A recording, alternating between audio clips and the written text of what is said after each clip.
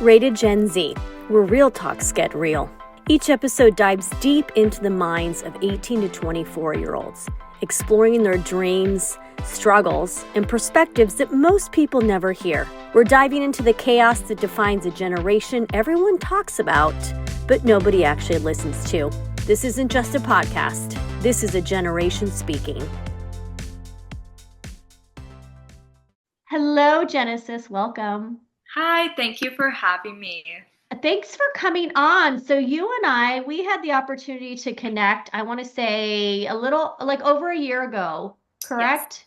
And we connected because of just the fact that you're a speaker and what you're doing and marketing. And I felt like there was a lot of synergy there. And then we were talking about maybe collaborating with an event I was doing.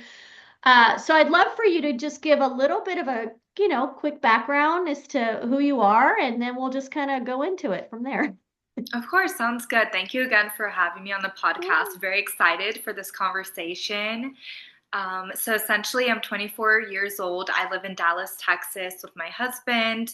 I actually got married July 2023. So we've been together a little over a year now. So that's really exciting. And currently I work as marketing coordinator at Parker University. We're a higher healthcare institution. So our university has like 90% of our students that are studying chiropractic that are going to be chiros. So it's really nice Okay. when you're typing on the computer all day and I could just go to the clinic and get my free little chiro adjustment. So it's a blessing. That is very convenient. So it's definitely very convenient. And on the side, in my free time, I do some ministry and some public speaking on leadership development to high school and college age students.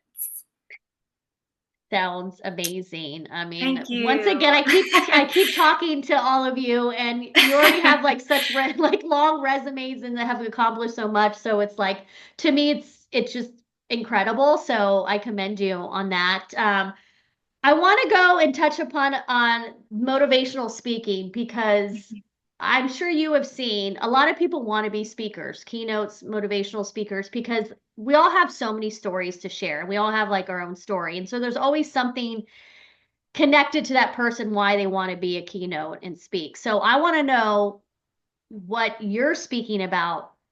Yes. What story are you wanting to share, or what experiences have you gone through that you feel could help others just by, hearing your story? Yeah, so there's definitely two sides to that. Because, like I said, so I do leadership development and ministry. When it comes to leadership development, when I go to schools, it's like networking, just professionalism, how to build your portfolio, how to really stand out from the crowd and land that opportunity or find that person that is going to be that mentor and lead you in the right direction. So essentially things that I really had to learn by just going to my local chamber of commerce and learn the power of networking and truly just professionalism and what it means and how to be taken seriously from a very young age and build your brand, which is not an easy thing to do, but it really is possible. Mhm. So really teaching kids those resources to save that time and to really bounce maybe 2 or 3 years ahead, and reaching those goals and reaching those dreams maybe even sooner than expected. When it comes to ministry, I really just focus on like what God has put on my heart. And I share my story of grief actually, and just, losing my father at a young age, Mm. being bullied at a young age, and just being in a dark tunnel essentially and not seeing that hope even when I had a very strong, supportive mother that I give just all my praise to for raising me and making me who I am today. So I really have my heart with the youth because I really believe we need leaders today now than ever, and we need to cultivate that mindset and belief in them in that support system. I solely agree, I agree with everything you said. I mean, that's why I'm trying to do this too, because I feel Yes. like it is so important to have our generation's mentor. And I mean, and the fact is, like, these are your peers. So I Mm-hmm. feel like then there is going to be more of a connection there and a relatability for sure. Because I was talking about this with another guest on the podcast about how sometimes, the youth, they listen to us older folks, and even older than me, like my parents' age, and they're kind of like, but you don't really get it because we're living in a different age right now. So I feel like you can at least speak to that being that you have more experience with technology and social media than someone like myself or older. So I think that's really important for Thank you. But sure. there's definitely a benefit, I think, to like a variety of ages still. Like I've spoken with people that are much older than me, much younger than me, that are speakers, and we have our success in different standpoints, right? We leverage different things that we can bring to the table when it comes to speaking to students. Hmm. But definitely something I had to switch early on when I started trying to pave my way into the speaking industry at 18 years old, being a senior in high school, was yes, I'm very young, but I shouldn't be embarrassed or shy away from my age, but I should leverage it because I can tell them I'm right there on the same journey with these students and I can Hmm. be relatable, and maybe they're more prone to open their ears a little bit more and hear me out and what I have to say because of that. Yeah, no, that it makes complete sense. So when you do like your motivational speaking, what is the kind of story behind that? Yeah, really, I just connect it and really get really vulnerable about my upbringing and like the difficulties I had to go through, whether, in terms of ministry, it's just not having that relationship with God that I needed to be where Hmm. I am today, and just really pursuing good morals, pursuing a good community, and building a belief system in myself that I didn't think I can have where I am today at 24. And I call it godly confidence because this confidence doesn't come from me. But being able to look in the mirror and finally love myself is something that I didn't think was possible when I was younger. When I was in high school, I struggled a lot with self identity. I actually had a really big social media addiction, which is quite funny because I'm a marketer. But, I've had to You're learn like, how. I'm supposed to be addicted. Exactly. I'm like, maybe it works like with some people with coffee. They're like, but I need it. So Yeah. I've had to learn how to have like boundaries. And it's really funny when I tell people that in my industry, because, that's what we do for our job. And Yeah. they're like, hey, what's your Instagram handle? What's your Snapchat? And I'm like, the only thing I have is LinkedIn. And they just give me such a weird look. And they're like, but you do this for us. And I'm like, I do it for you guys because it's different. I can separate this Yeah. wall. It's not like emotionally being attached to it. There's a difference, or mentally attached to it, because it's not personal to me and my life. It's someone else's life story and brand, if you put it that way. When I've worked with other clients in the past, or like right now working for a university, this is something that is bigger than me and not about me. It's about helping students. So I can definitely work still in a way where I enjoy it and working on social media each and every single day and keeping up with trends and having to be on there physically. But Yeah. personally, I'm not there where I can have a healthy relationship with technology and have my own personal social media accounts without not feeling good enough or doubting myself or getting in a really dark mental headspace. I mean, how do you even get to the point that being that self-aware of what it was doing to you and knowing how to set a boundary? Like, did it take like a light bulb moment? Did it take some time? Like, what was it? Because I'm sure that there are people listening to this that want that for themselves, but they're like, I don't know how to do that because especially if that is your job, is to Mm-hmm. be on social media and help. Like, yeah, what was it for you? Like, was it like one specific thing or just kind of over time? I would say, it started getting to the point where I would gravitate towards my phone in the morning before getting a drink of water. It Mm, started getting very dangerous where I started noticing these behavioral patterns that weren't normal, saying, I need to stop justifying this just because other people allow this to happen. And stop normalizing it, because I feel yeah, like our society says, oh, it's so normal to be addicted to technology, right? Because it's what we have, we might as well embrace it. And I do believe we can embrace it, but there's a positive way to embrace it. I definitely think yeah, there is something when it comes to boundaries, to saying, hey, I need to unplug, I need to be in the moment, I need to learn how to be a human and converse and look at someone in the eyes, right? Have these really good, just emotional intelligence skills with us. We can't lose that part of our human aspect.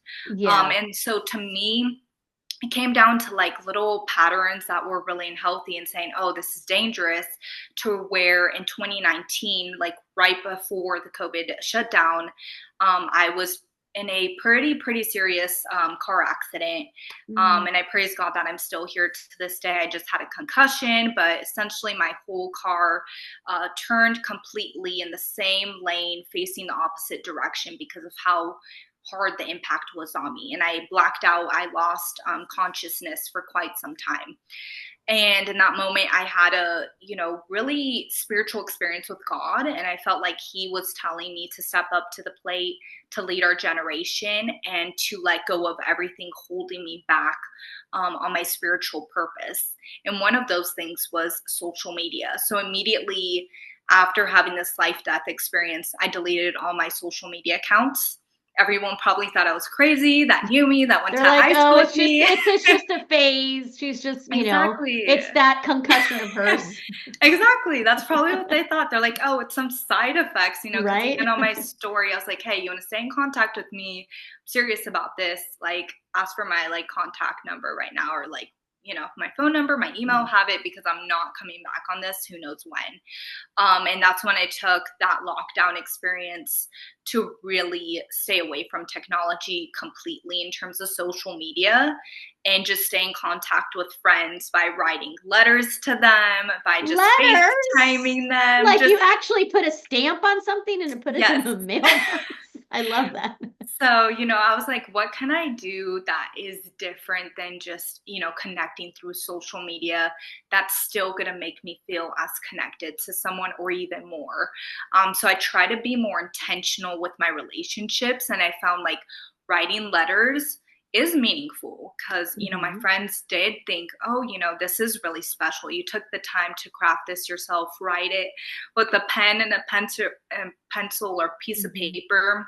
Like, that doesn't happen anymore. So they really saw the positive impact. And so I started writing letters. I started being just more intentional overall with like the relationships I had and how to build them, and just even making sure I was checking in more with people and seeing how they were doing, because it was a really difficult time. So it really was just like overall eye opening to me to see the power of relationships and where they can go when you set technology aside. And did you see like any immediate effects on your mental health and how you were looking at yourself and just your everyday, your anxiety? Like, was it pretty quick of a like notice? Like, you're like, okay, I should have Yeah, done this sooner.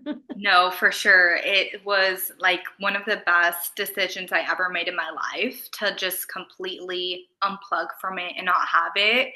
And it just transformed my life for the better. It gave me more confidence. It just helped me heal a lot. There are a lot of things that I was carrying and I wasn't paying attention to them because technology was kind of this number, and the time to just Yeah. numb that pain. And I wasn't thinking about certain things that I really needed to deal with and heal with myself, and just work on myself in general. A lot of it did come to identity and to self love and confidence. I didn't really have that, but focusing on God and who He created me to be, and trying to be that light and image, truly transformed me for the better. And when I felt more confident that I had coped with this addiction and I was ready to move on, that's when I started getting onto LinkedIn, actually, was during COVID-19, and building my brand on there and setting up Zoom teams like we're doing right now, and connecting with people and really picking people's brain and trying to get ahead ahead of the game professionally.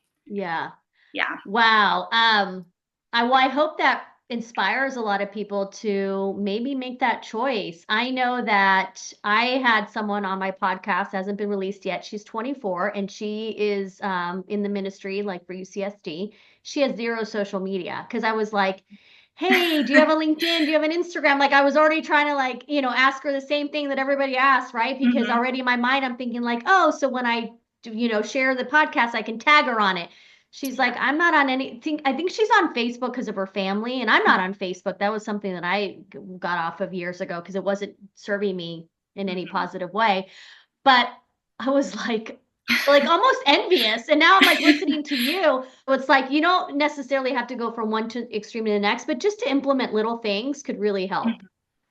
I agree for sure. That definitely reminds me of Atomic Habits. If anyone hasn't read that, please Yeah. read that book. It's exceptional. I know everybody like always overhypes about it and talks about it, but I Well, can there's a reason. guarantee it is. It is one of those things that actually is what people talk about. It's just not, like dramatized, like it's that good, but it is actually that good. And, talks about those little habits and changing them. And I love that you do that and you're aware because technology can consume us, especially social media, if we don't learn how to take control of it, especially when it comes to our mental state of being and protecting that. Yeah, and it's once again just being aware because like even last night I will tell you this, being that right now all the fires are occurring as we speak up north. I'm just south, 2 hours south of LA. And I get on my Instagram and my algorithm is only showing me the fires. And last night I was just getting totally like sucked into the vortex. And I finally was like, I need to stop. So luckily I had just bought a book. And oddly enough, it's called Make Change That Lasts. And I'm a huge fan of the Jay Shetty podcast and Mm-hmm. Dr. Ranjan. I can't really pronounce his last name, but he was on the podcast. So I immediately like if there's someone on a podcast that has a book and I really like the person, I immediately like order their book and go Yes. and buy it. But last night I had to be like really intentional. I was like, Raquel, this is not good for you right now. Like just close your phone, turn off your phone. And I just started reading and I can't tell you how I just felt so much better Mm-hmm. reading and having my brain kind of like turn off from the social part of it. And like just knowing that also, like I felt empowered that I was able to do it too. Because some people will say that they'll do it, but then they don't. And last night I was like, no, you're going to freaking open this book and read it because that's what you need right now. You don't need to be Yeah. watching TV or consuming social media. And like I said, I felt so much better. And I think I went to bed better too because my brain wasn't like overstimulated either. No, that's great. I love that you did that. And it's not easy to do it, especially when No, the believe me. algorithm, it's tailored to you. It knows what Yes. you're going to be addicted to, what's going to keep you doom scrolling for 3 hours plus. Trust me, I'm a marketer. I know, Yeah. the behavior Yeah, I behind mean that's what I did too in humans, mortgage. and Yeah. it can be dangerous, right? But it's like, yet again, going back to how you use it. I really believe in terms of marketing for me, it's always been like having an ethical compass because so many people, especially in the marketing field, when it comes to social media marketing, it's really easy for them to try to very intentionally trick people into buying products or buying into things that are unhealthy for their body, for their Hmm. brain. And really, I think helping people go backwards, not go forward in time. And it's really dangerous when there's marketers that aren't ethical and they leverage that social media to get those people in that rat race and never escape out of it, unfortunately. Yeah. Well, at least you're someone and Jordan, who I had on, you guys are two great examples of Gen Zers that are not on social media, not consuming it. And it's not the end of the world. Like you guys are perfectly well adjusted, like you're good. Like you still know what's important. And I'm sure like you're still, if something happened, if you would find out, right? Like Yeah. I'm of that type of sense too, of like, I'm sure if something was really major, like somehow I would find out. I wouldn't have to like find out through social media. Mhm. So I love that because once again, I think people just assume so much about your age group and you're like Mhm. proving them wrong. So good for you. Thank you. I appreciate it. I know a lot of the stigma is like, we're all, looped into social media and trying to do the whole influencer thing where it doesn't have a greater purpose for a greater good. Yeah. So definitely it's nice to see other people my age that are that light and example and saying, hey, we're not like this. Like, if anything, they do have social media, but they're leveraging it for the good, right? Teaching financial literacy, Yeah. teaching, leadership development, teaching how to have good morals. In today's world, that's actually something we lack a lot, unfortunately. Yeah. So teaching these things of good that are going to make the world a better place. And that's why I just stand by try LinkedIn professionally. I tell people, hey, you want to connect with me online? That's a place to do it. You won't find me anywhere else unless someone has my exact first and last name. Yes. But that's just what I need to do to protect my mental, spiritual, and emotional being. And it's a sacrifice, but I have to stand out and do what's best for Yeah. me in today's world.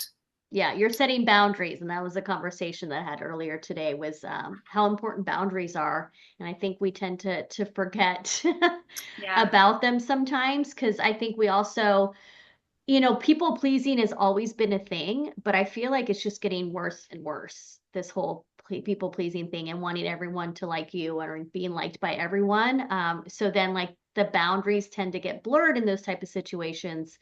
So it's like so important to exercise those boundaries. I mean, I'm just learning how to use them at age 49. I've always been really bad about them, and as of late I've been really setting good boundaries, and it's so empowering. Amazing. I'm glad to hear that. Yeah, so that's the thing too, is it's never late to also Hmm. learn, right? Because that's something that I'm also realizing with all of you is that you guys are learning quicker than we are.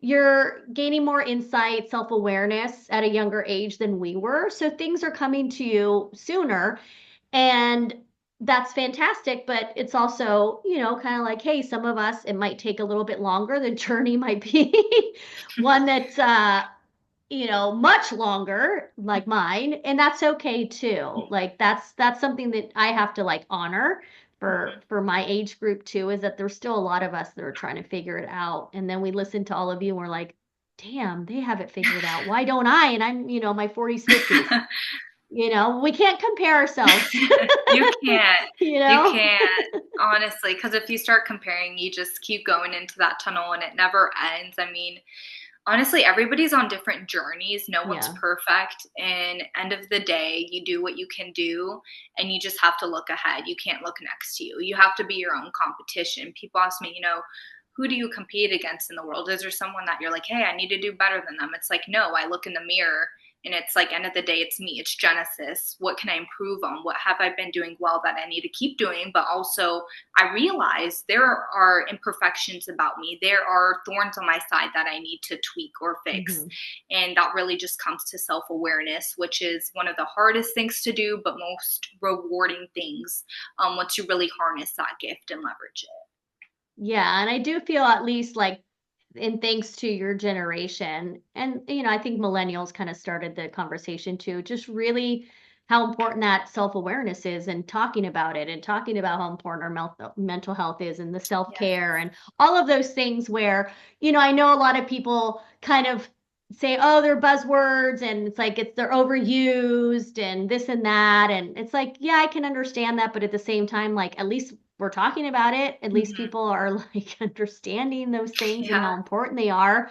But yeah, so I think that's where social media comes in, and thank goodness you're not like on the on the doom scroll apps, because I think that's where the competition and the comparison game really comes into play. Yeah, Exactly. Well, I'm yeah, glad you set that boundary. And going back to people pleasing, I really feel like it could be dangerous in terms of social media when, say, people my age and my generation, or just in general at this point, are trying to follow trends that can be really like life or death threatening sometimes, yeah. even. I mean, it's gone to the extent where it's not even mentally dangerous, it can be physically dangerous. And so, it's really sad and heartbreaking to see people trying to fit in and trying to be in this high school mentality of popularity and who's going to come first and who's going to be seen and who's going to get the likes and go to the parties and showcase this in such a Instagrammable slash Pinterest way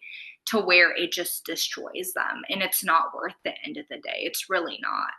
Yeah. So I'm just curious, like, how do we like, where do we begin to really like tackling that issue? Because I've been trying to think about that, being that I have access to all of you and having Mhm. conversations. It's like, well, how do we like, where do we even start?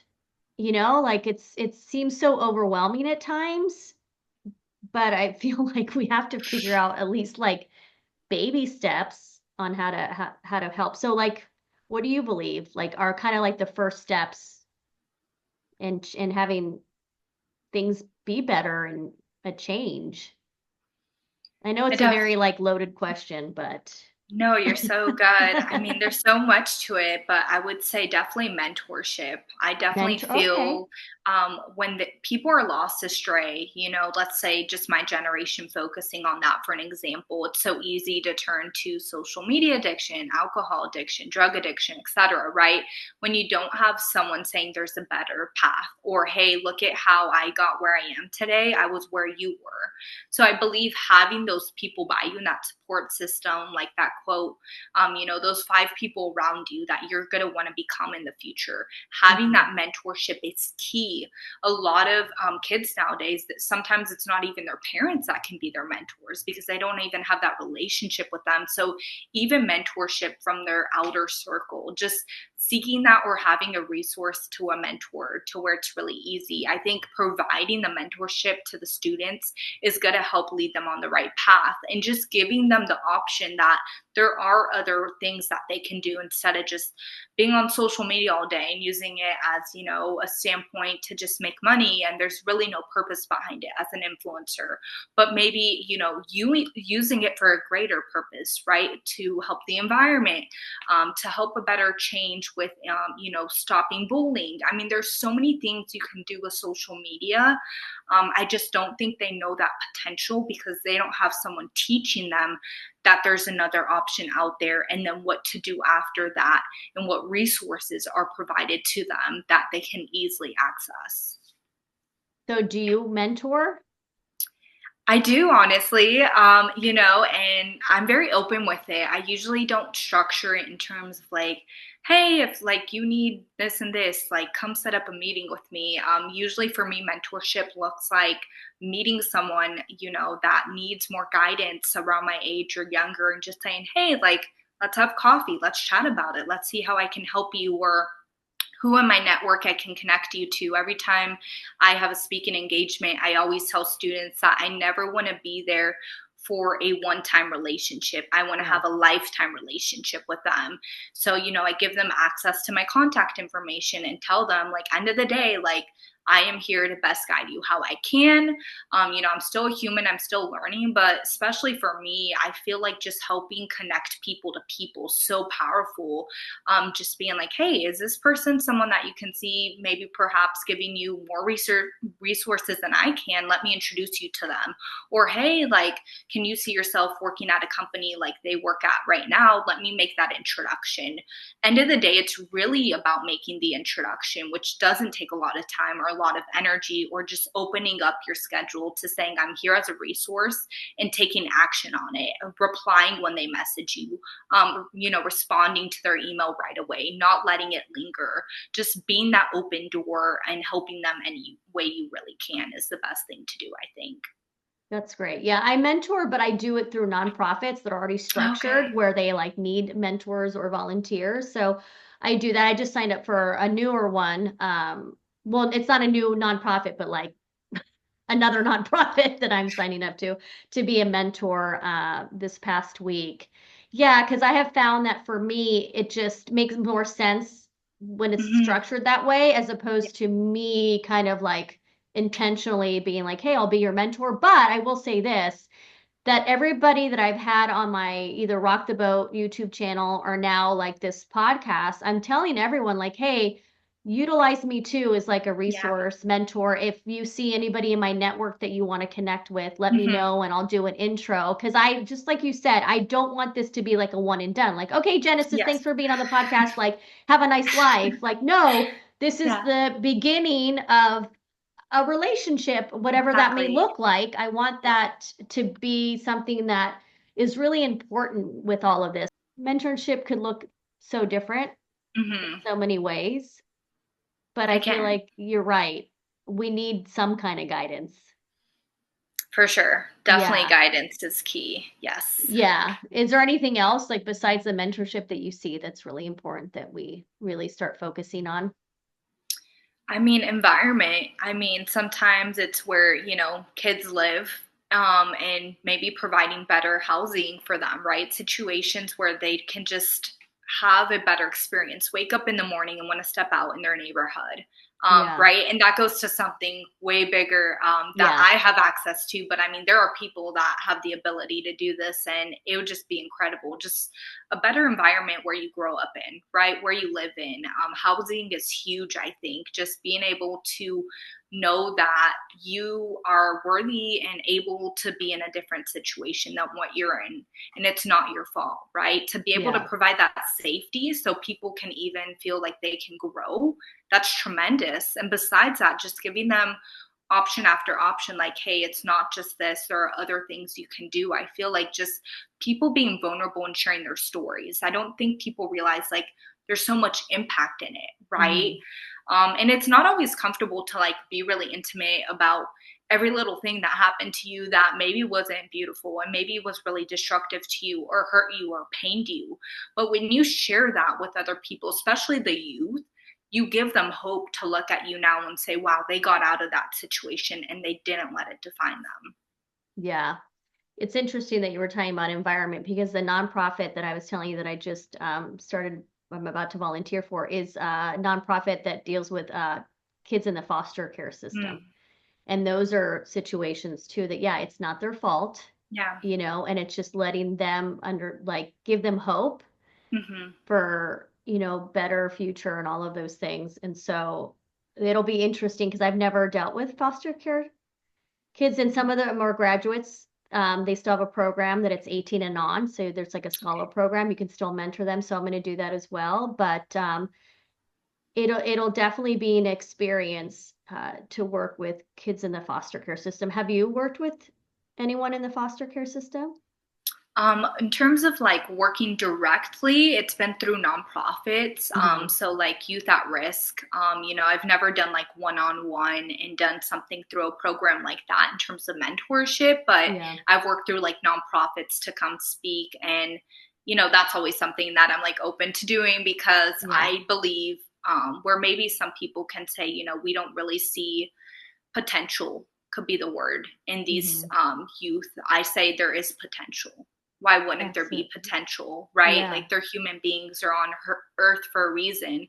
I believe that every single person here has a purpose, and so it's to give them that hope, like you said. That's a key word, to really motivate them and inspire them that, hey, this doesn't define you, there's a better future for you, let me help you, and I can see this in you, I can see the potential.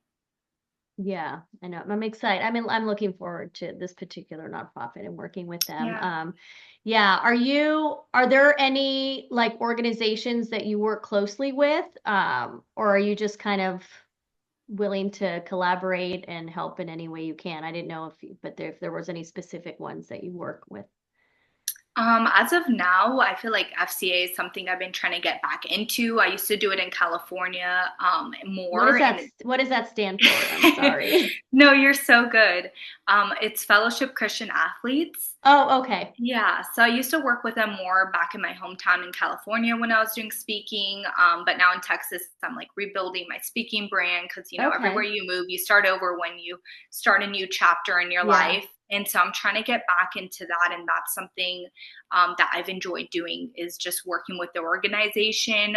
So essentially, it's like athletes on like high school campuses that are in any of their sport teams. They have club meetings, and it's all about like ministry and faith, and just like how being an athlete isn't just like a physical thing, but it's a mentality, it's a Hmm. spiritual thing, right?